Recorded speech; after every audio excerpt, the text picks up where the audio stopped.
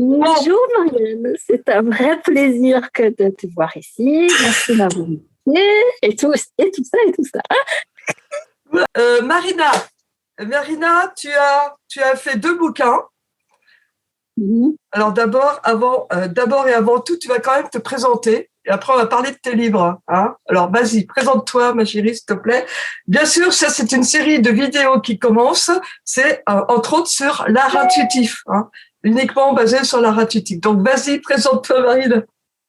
Alors, donc, je m'appelle Marina Touimant, je suis sophrologue en Bretagne, hein, dans les Côtes d'Armor, plus exactement.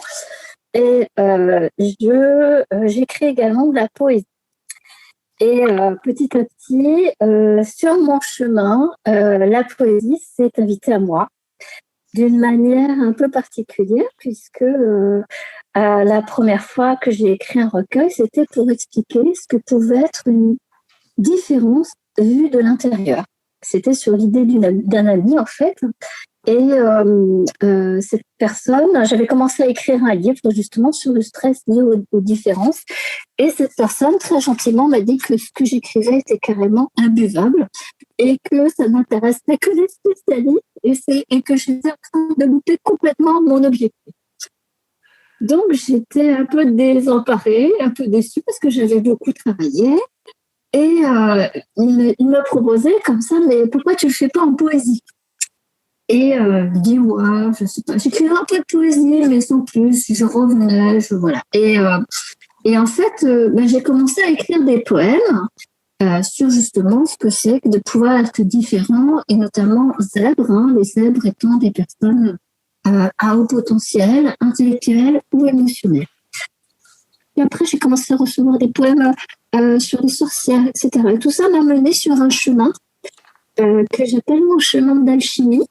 Alors, c'est un chemin comment dirais-je, de développement personnel, hein, déjà. Et j'ai pris conscience de ce que pouvait être la magie de la poésie. Alors, c'est vrai pour la poésie, mais c'est vrai pour toute forme d'art, en fait.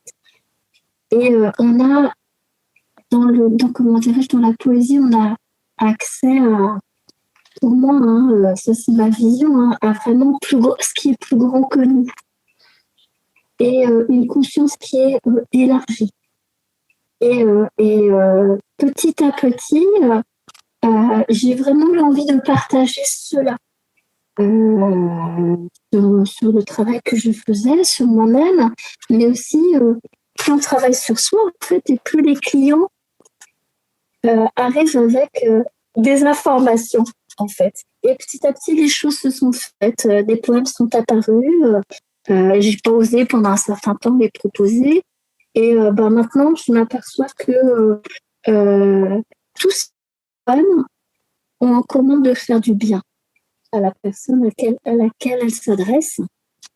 Et donc, je les partage avec plaisir. Et quand elle m'en donne l'autorisation, je les partage sur ma page. Voilà. Donc, en fait, ce sont des poésies thérapeutiques, hein, finalement. Ce sont vraiment, alors oui, c'est un peu l'effet thérapeutique de l'écriture poétique. Donc, c'est un peu cette histoire-là, en fait.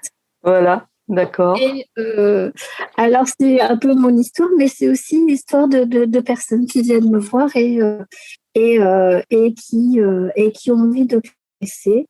Et les mots et comment dirais-je, et leurs vibrations, c'est vraiment de formidables fenêtres de guérison. Et oui, justement, tu as fait 2 livres. Je ne sais pas si tu le vois sur l'écran. J'ai fait un partage d'écran. Donc, Je te zèbre, c'était ton premier livre, et c'est là que tu as commencé justement à comprendre la puissance et la force des mots et le chant aussi, le chant des mots aussi, qui peut être très, très thérapeutique. Hein. Et tu as fait un 2e livre, en fait, sur les sorcières. Alors, est-ce que tu peux expliquer un petit peu? J'ai parcouru ton livre, hein, tu parles effectivement… Alors, sorcière, pour moi, il y a 2 mots dedans. Hein. Il y a la sorcière et la sœur, la sororité, comme on dit, hein, d'accord?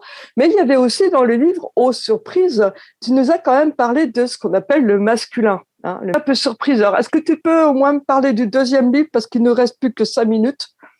Ah oui, avec plaisir. Alors, c'est un livre qui a été en fait débuté, hein, donc suite au fait de recevoir des poèmes sur les sorcières. à l'époque, je faisais une formation en plus en libération karmique. Donc, j'avais plein d'informations qui arrivaient. Je ne savais pas trop quoi en faire. Et j'ai fait des poèmes parce que c'était un peu envahissant tout ça.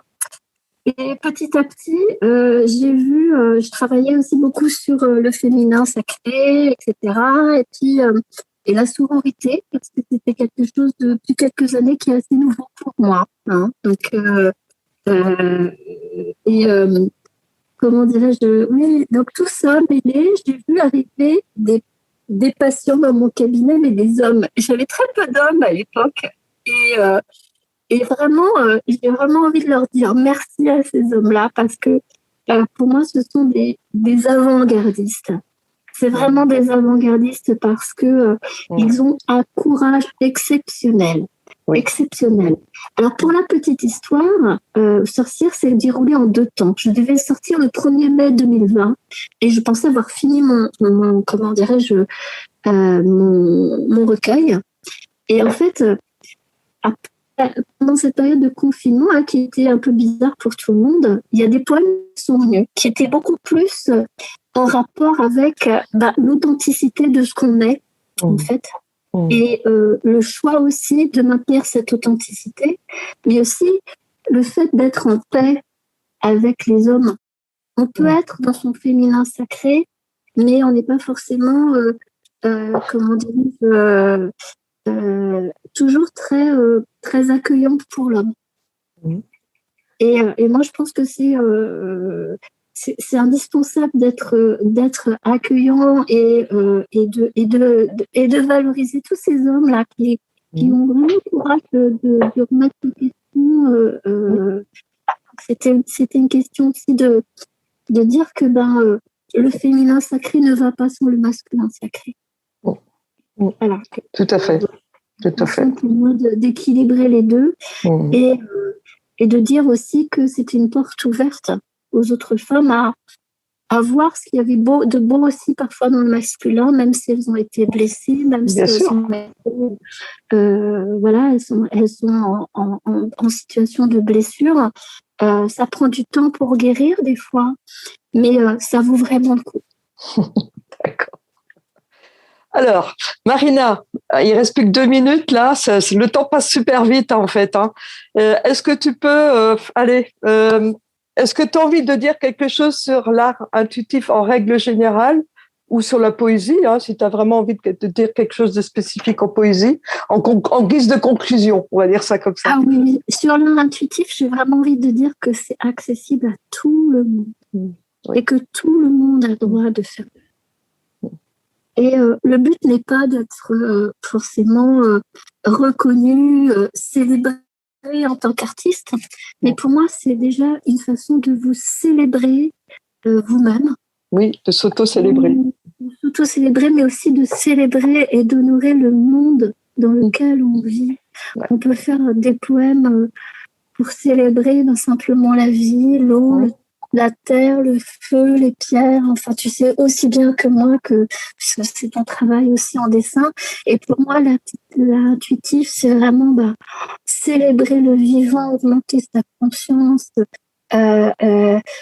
Tout ça, quand tu dis ça, c'est vraiment des pépites, des petites bulles de joie là qui m'animent. Et voilà, j'ai vraiment envie de dire c'est accessible à tout le monde. N'ayez pas peur des jugements, n'ayez pas peur. On n'est pas obligé de montrer ce qu'on est, ce qu'on fait. C'est pas, on peut le garder pour soi aussi. Ça peut faire partie de son jardin secret. Moi, personnellement, je ne montre pas tout ce que j'écris. Il y a des choses que j'ai envie de partager, puis il y en a d'autres que je ne partage pas. Mais parfois, quand on se libère, on libère les autres. Voilà. Je te remercie, Marina. Je te remercie et peut-être une prochaine fois encore pour peut-être un autre livre, on ne sait jamais. Hein, ah, c'est bon. Voilà. Voilà. Et je te fais un gros bisou en tout cas. Je t'embrasse très fort et à bientôt peut-être. Au revoir. À bientôt. Ciao.